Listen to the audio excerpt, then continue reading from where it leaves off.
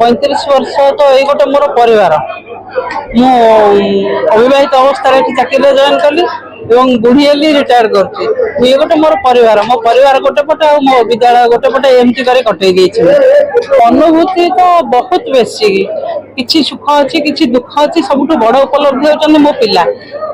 जिते मोर गोटे पिला ब्लॉक लेवल कि डिस्ट्रिक्ट लेवल कि स्टेट लेवल प्राइज पाई जाए से मत बहुत खुशी दिए आउ सब बड़ उपलब्धि होती सरकार जो घोषणा थी आस स्कूल जावा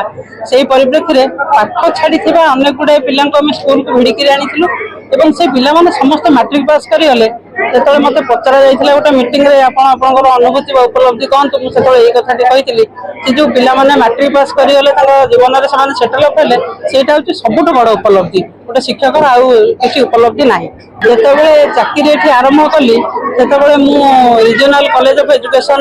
4 ईयर इंटीग्रेटेड कोर्स कंप्लीट कर आसती जो विद्यालय जो संस्था सिस्टम रे हमर 5% रिजर्वेशन थिला सेंट्रल स्कूल हो स्टेट गवर्नमेंट स्कूल हो मोर भावुची आज मोर बोधे से कालीबरेटी थिला मु 2-3 सरकारी सत्तर चाकरी पाइली किंतु सेतेबेले शिक्षकता मो पई पेशा नथिला निशा हो जाइतिला गोटे विद्यालय गढ़िबार अदम्य निशा आ मोर जो कमिटी मेंबर थिले सेमानक साहाय्य सहानुभूति मते बाध्य करथिला एठी रहि जा पई आ ये गोटे एमिति अंचल थिला शहर तळी अंचल किंतु एठी गोटे हाई स्कूल नथिला पिला माने कटक डिस्ट्रिक्ट को पढ़िया को जाउतिले गला से पेशाटा निशा परिणत हो गला बिना दरमारे काम करी हो गला एते गुडा वर्ष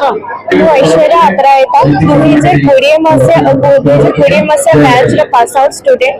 मैम कर आज अवसर दिवस किंतु गोटे गुरुंकर के अवसर हुई न थाए से आम पई सब बेले सर्वदा से गुरु होई के रहे हमको सब बेले शिक्षा प्रदान करबे हमके सब बेले सबुथिरे पार्टिसिपेट सबुथिरे हारिबा जितबा सेटा पछ कथा कि सब बेले पार्टिसिपेट मैम को सब बेले कॉन्फिडेंस रहबो सब बेले निज सेल्फ रेस्पेक्ट को देखिबो और निज सब बेले एकुदिया छिड़ा तो मैम सब बेले पूरी स्ट्रिक्ट देखा जानती हेले भीतर सब बेले सिया बुझांती कहंती एवं सब बेले शिक्षा शिक्षा करै थांती समस्त भाई सब बेले रखी सुस्थ निरामय रुहंतु एवं मो ना पंचवटी हाईस्कूल मु पास मैडम बहुत भल प्रधान शिक्षक नथिले से हमर माँ बड़ी थे आम किसी भी भूल गले से हमको बुझाती केमती पाठ पढ़ू आम केमती भल करूँ